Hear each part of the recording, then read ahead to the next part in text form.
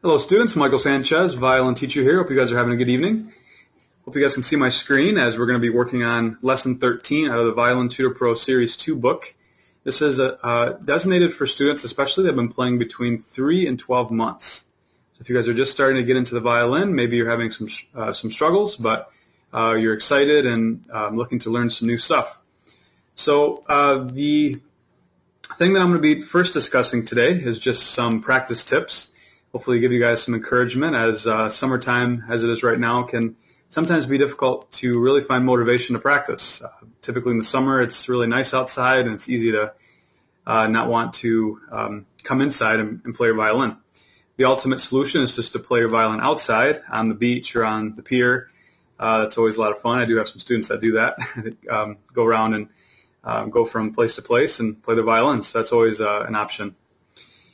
But for those of you guys that maybe have been struggling to really find motivation in practicing, one thing that I highly recommend to you guys is to not let yourself get overwhelmed with the whole idea of practice. I think what mostly happens is students assign a certain amount of time that they would consider a practice session. That might be 60 minutes, that might be 30 minutes. And if they don't have that time at that very second, it can seem overwhelming to just do even that amount of time. I mean, it doesn't seem like a lot, but with life that comes in the way, it's really easy to not have the motivation all the time to do that. So my suggestion for you guys is to try to think less of your practice sessions.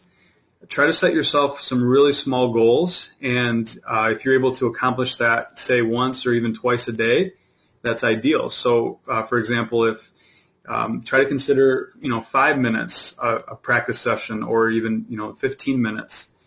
I think if you guys do that, you'll find yourself it'd be easier to get into a routine, because if you have these really long thoughts of practice sessions, you can do it maybe once in a while, but you're eventually going to get overwhelmed and maybe then get out of routine and then ultimately lose progress.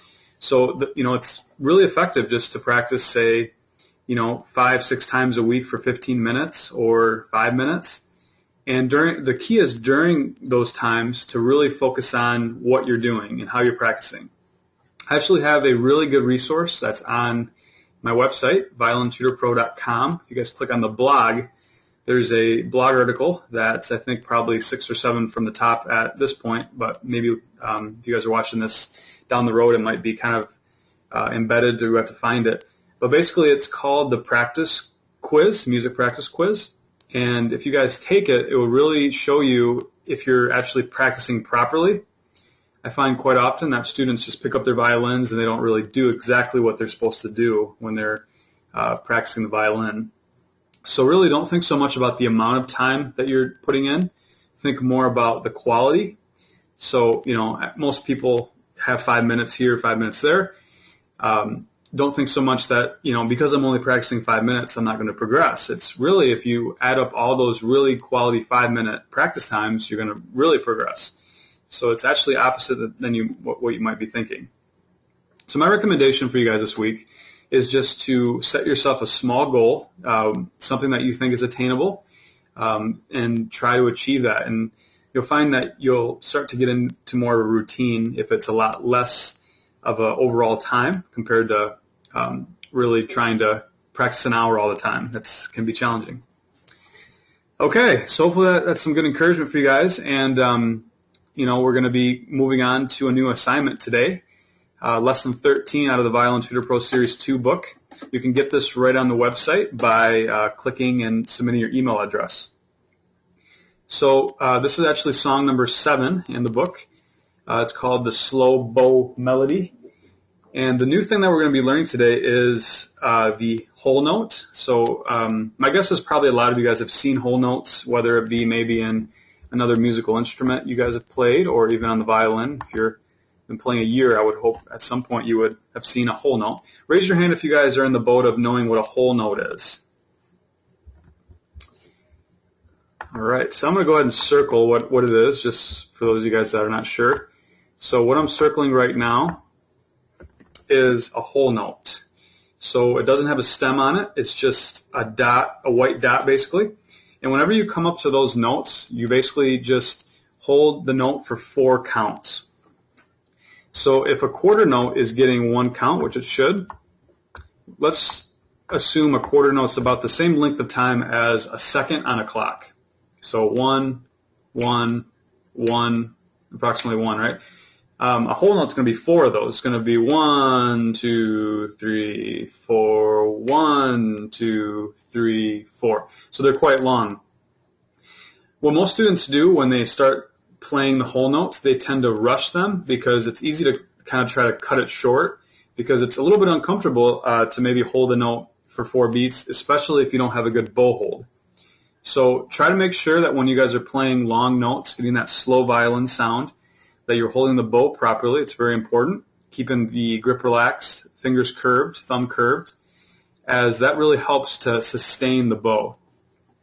One thing that we can actually try to do that would be good practice, if you guys want to go ahead and grab your instruments, I want you guys to hold the note on the violin as long as you can, from the very bottom where you're holding the bow to the very tip, while still getting a clean sound.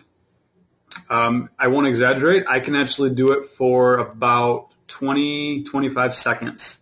I can hold the bow because I have no tension in my right hand. I'm not gripping the bow too hard. It's all just guided by the front of my finger, the index. So I can sustain a note for a very long period of time and still get a clear sound. I'm guessing you guys can't do 20 to 25 seconds, but if you guys can do, say, 5 to 10 seconds, that would be pretty good. So I'll just do 5 to 10 seconds so you guys can see what we're going for. Those of you guys that are here right now can see me. That encourages you guys to hopefully attend the live webinars. So this is what I'm going to try to do. Try to hold the note as long as I can. I'm just going to pick the D, open D. 2, 3, 4, 5, 6, 7, 8. Okay, so I just did it for 8 seconds. So that'd be a really good way to warm up and make sure that you guys are extending the arm properly, not using the shoulder. Make sure you're bending the wrist coming back. So if you're not doing that, if you keep a stiff wrist and if your fingers are stiff, your hand isn't relaxed, you're going to find it a difficult time sustaining a note. And what I tell students is actually it's harder to play slow and harder to sustain sometimes than it is to play fast. So a lot of people think that, the ultimate violinist is somebody that can just play really fast, which certainly it's difficult to play fast, but it's just as difficult to play very slow and very pure and controlled. So that would be a good thing to practice this week. Raise your hand if you guys have not done that before, if you guys have not practiced bow sustainment. I'm guessing probably a few of you guys have not. It's definitely a different kind of method to practice. Yep, looks like about half of you. So good. So make sure you guys work on that, as sustaining the bow is a really important part to get a pure sound when you start to play even faster stuff. Okay, so number 7, we have that whole note at the very end of the piece. We're in the key of D. You guys can follow the notation above. So I'm going to play through number 7. Ready, go.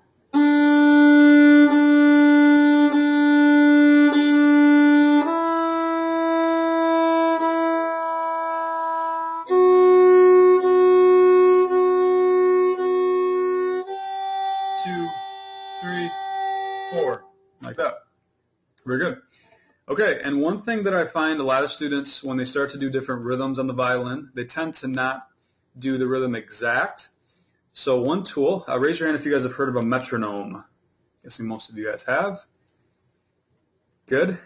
So a metronome is basically a tool that keeps exact time for you at different speeds. Think of it as like a second hand on a clock is moving at a certain speed.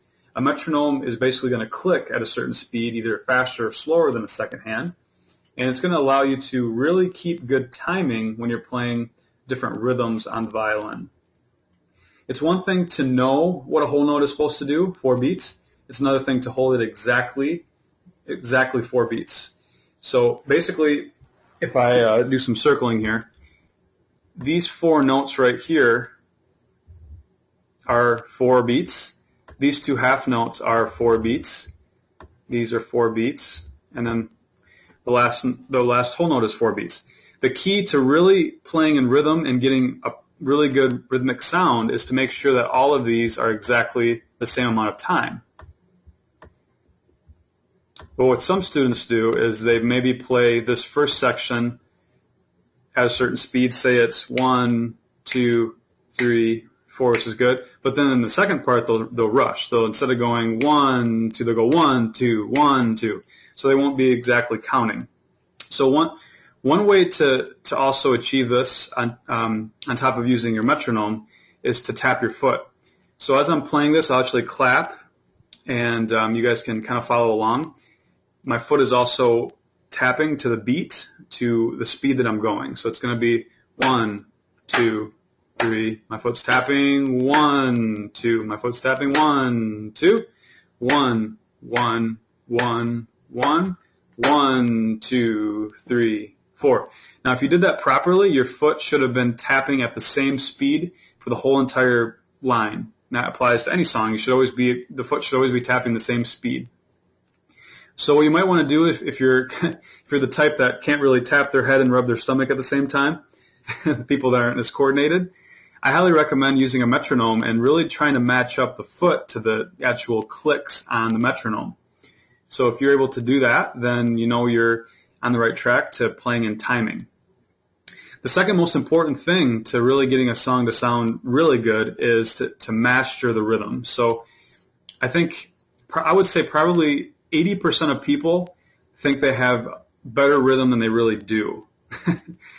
I'm giving you that statistic from private lessons. Like 8 out of 10 students that I would have would be kind of in that boat of, yeah, I have the rhythm down really well, but then I would hear them play the song or I'd hear them tap their foot, and 8 out of 10 times they wouldn't have it as good as what I would want them to have it. So even if you understand it, try to work on it, because it's something that takes practice and understanding.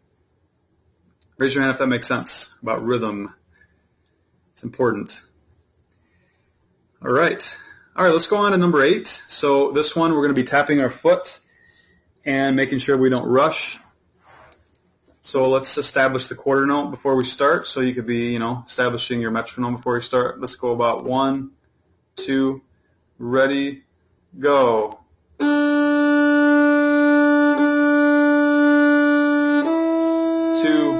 3, 4.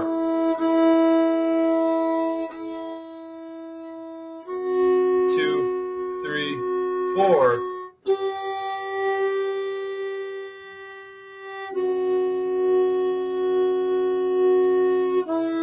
2, 2, 2, 3, 4. Very good. Okay.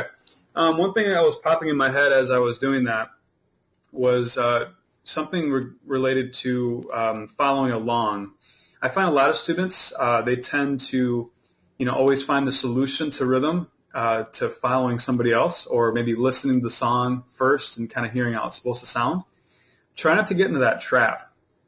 I see a lot of students that do that. Eventually they just can't play a song on their own by following the music, and that's something you don't want to develop. You want to really have a solid sense of tempo and rhythm when you're playing. One example that I see this happen is if a student plays an orchestra, so they're always hearing what it's supposed to sound like. They're following other people in front of them or behind them or whatever. So it's a lot easier to avoid practicing rhythm when you're in an orchestra or when you're always playing in a group, or if you know the way a song's supposed to sound. But one tool that is extremely helpful, and it's I really try to train to my private students, is understanding how to count without knowing the song and without having somebody to follow.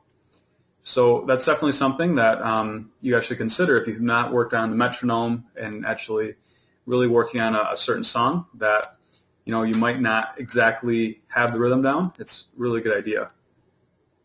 All right, let's go on to number 9. I'm going to scroll down here.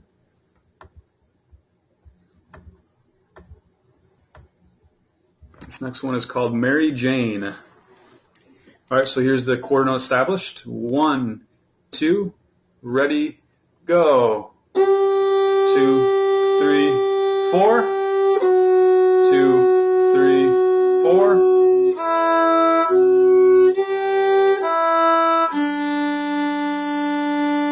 4. 2,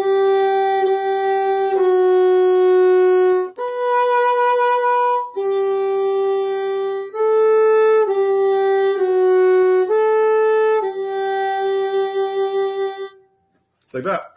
A couple things to make sure you guys are doing in this piece. There's some fourth fingers. A lot of students like to avoid using fours, but basically by using a four here, it's keeping us on the same string as well as right here. So make sure you guys are practicing that fourth finger, and you might be a little bit flat with that note just because it's a little harder to reach. So make sure you're working on that. Also, we see something here that we've seen in the book, but maybe some of you guys that haven't seen the previous webinars. So that little apostrophe sign indicates a bow lift. So that means that at this point, your bow is at the tip, at the very end of the bow. And instead of continuing the next note going from the tip to the frog, we want to do a bow lift, which would set us up to be in the down bow in the next measure. So try to do a bow lift there. That's a good practice. And you won't actually see that in all music. It's probably 50-50, but just the down bow in the next measure is what you'll see, and that's called an assumed bow lift because you want to be doing that bowing properly. Great. Raise your hand if that makes sense about the bowing. All right. Okay, and then we actually have lesson 14. I think we'll go ahead and do that as well today because it's kind of related as far as it's some long notes. So we just learned whole notes, and that was 4 beats. But now when we see a dot after a half note, it indicates 3 counts. So let me just make sure you guys understand this. So if you have a dot after a half note, it's 3 counts, 3 metronome clicks. If you don't have any stem and it's white, it's 4. A lot of times when you have the dotted half note, we call it, we're going to see a time signature of 3/4. That means that there's 3 beats per measure. And if you see a time signature of 4/4, that indicates that there's 4 beats a measure, and that's going to have more of the whole notes. You actually would never see a whole note in 3/4 time. You would only see it in 4/4 time. Okay, so let's go ahead and play through number 10. So let's establish the quarter note. 1, 2, go.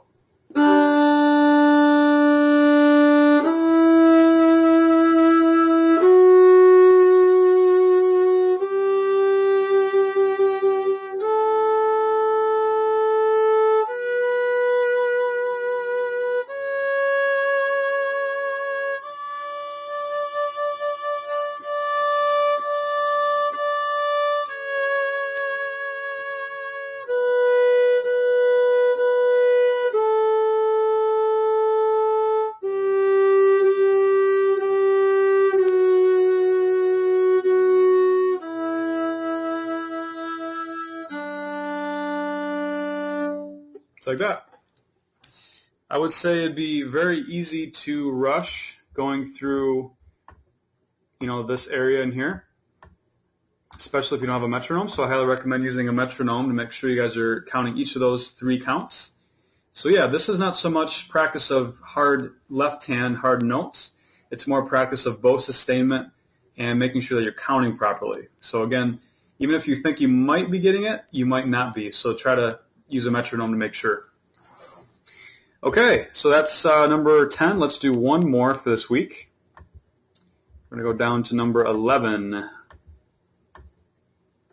This one's going to be a little bit trickier. It's going to have some dotted half notes as well as some eighth notes. All right, number 11. 1, ready, go.